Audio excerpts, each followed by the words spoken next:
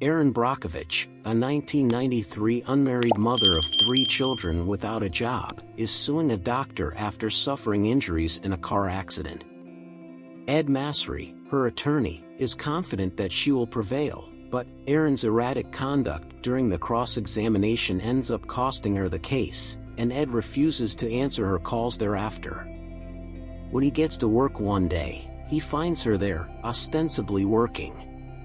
She claims he told her everything will work out, but it didn't, and that she was in need of employment.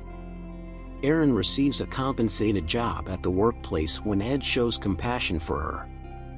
Erin receives files related to a real estate matter in which Donna Jensen, a resident of Hinckley, California, has an offer from Pacific Gas and Electric Company, PG&E, to buy her house. Erin meets Donna after being shocked to find medical documents in the file. Donna tells Erin that she had just gathered all of her letters from PG&E into one folder. Donna is grateful to PG&E for their assistance. Her husband has Hodgkin's lymphoma and she has had multiple tumors, but PG&E has always provided a doctor at their own cost. Donna says because of the chromium in response to Erin's question on why they would do it. Erin starts looking into the matter and discovers proof that carcinogenic hexavalent chromium is present in significant amounts in Hinckley's groundwater, despite PG&E's repeated assurances to the locals that they utilize a safer form of the metal. Ed fires her when she spends several days away from the office conducting this study, only to discover later that she has been working the entire time and seeing the results of her labor. Rehired, she carries out more study and gradually gains the trust of the people of Hinckley by visiting many of them. She discovers that Hinckley has a large number of tumor cases and other health issues.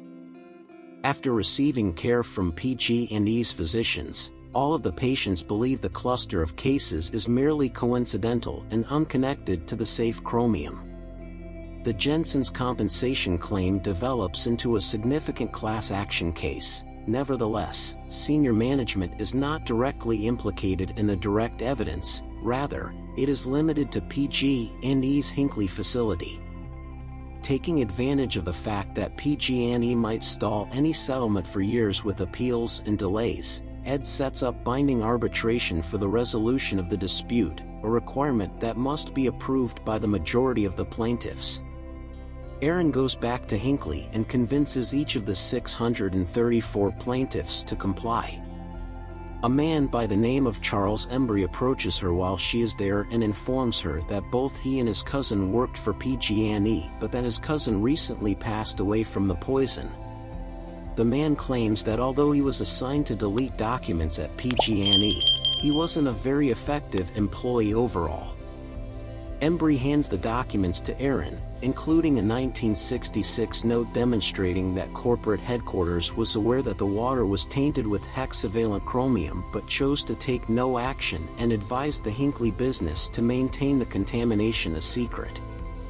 The claimants will get a settlement payment from PG&E totaling $333 million, as ordered by the judge.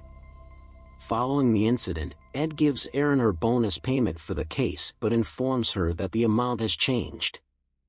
She lets off a fit of rage, demanding to be treated with more respect, and is shocked to see that he has raised it to $2 million.